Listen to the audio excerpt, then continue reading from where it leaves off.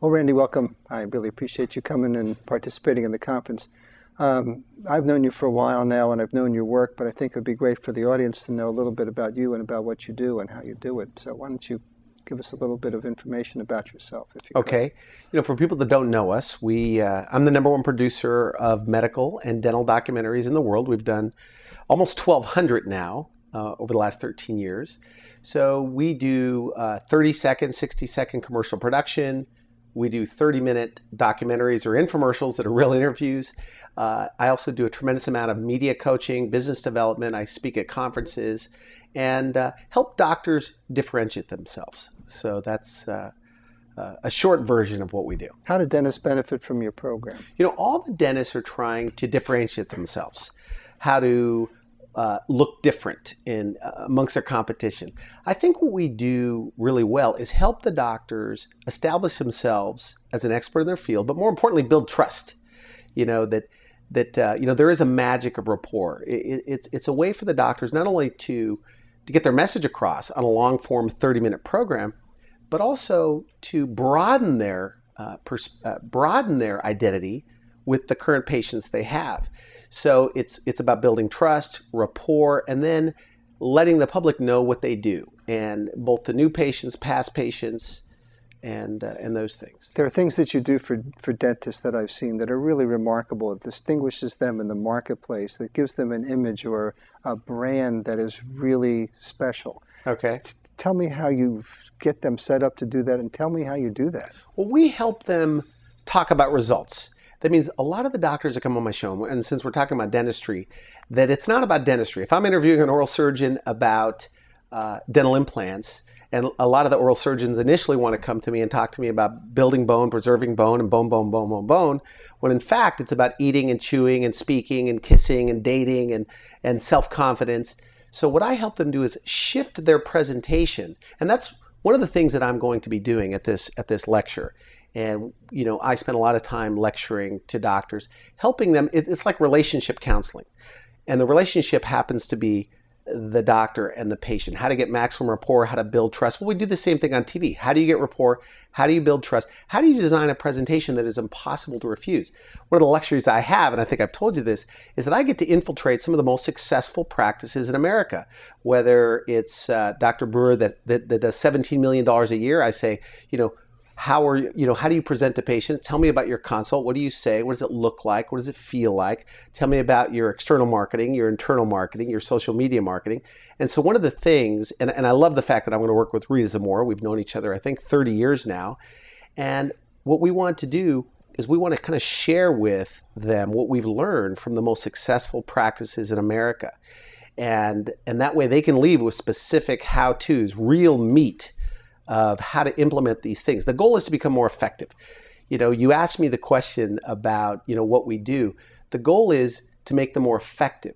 They're going to meet the same amount of patients last week as they do next week, maybe. The goal is to become more effective. Peter Drucker of Harvard University says effectiveness can be learned. Effectiveness is a habit. And so we want to give them skills to become more effective. Now, after over 1,000 interviews, professional productions with doctors, I've learned a few things. After spending over 10,000 hours picking the brains of doctors and listening to their messaging and helping them with their messaging, I've learned a few things. And there are distinct differences between the slumping practices, philosophy, and the most successful practices, philosophy. Sometimes it's the more you learn about selling and influence and the power to influence, the more you realize it's kind of what's going on in the doctor's head that makes a big difference. So as I think it's Brian Tracy says, we want to set their philosophical sell to this winning philosophy, to a proven method, and really set them on a winning track. That's so. Coming to the conference, what will people walk away with after they've been with you and Rita and myself for 3 days? What's their takeaways? I think the main thing is messaging. How to design a presentation that is impossible to refuse. If you want to, everybody's trying to differentiate themselves. And you don't do it by saying you're different. Right. You show them you're different. It's by your message and what you talk about it and the patient experience. So it'll be what they're going to walk away with is both external marketing secrets from billboard, outdoor, radio, long form television, short term television. That means and there's a difference between marketing and advertising. People sometimes confuse the two.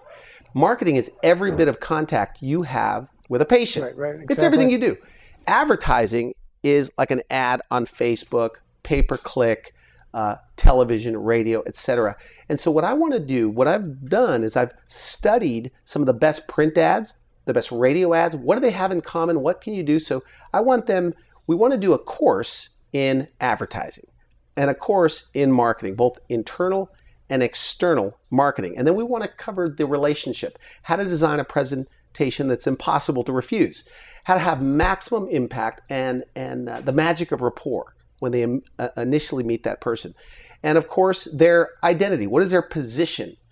There's an expression, who are you?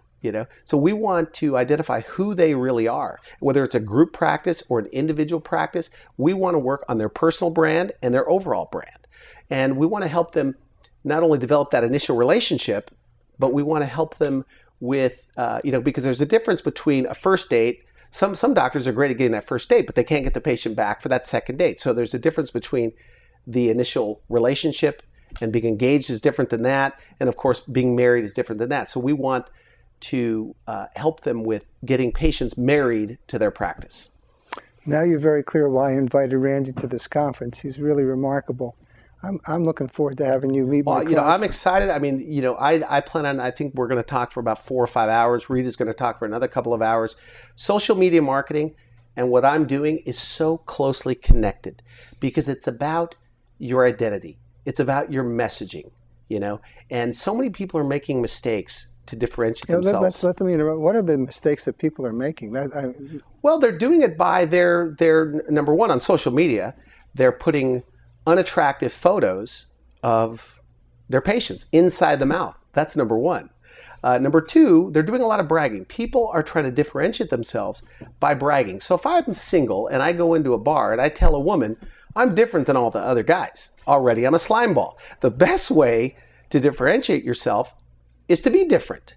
Okay? This, by the way, the conference is not about picking up women in bars, but go ahead. That's right. No, there'll be a little bit of that thrown in because, the weapons of influence, the laws of influence have been around for years and years and years. And so what's appropriate at a party, you don't want to go to a party. Everybody knows the insurance salesman that passes out a card to everybody at a party or a networking event. Same thing with social media marketing. There's got to be a mix. And you want to reveal a little bit more about you, a little bit more about your personality. And so the same thing with the office, with the presentation. I mean, it is a big topic. Okay. And we're going to discuss, and one of the things is the 4 quarters of the sales process. Most people say, boy, I'm not a salesperson. They say, I'm not a kind of, but I don't want to call it selling in this particular conference, but it is.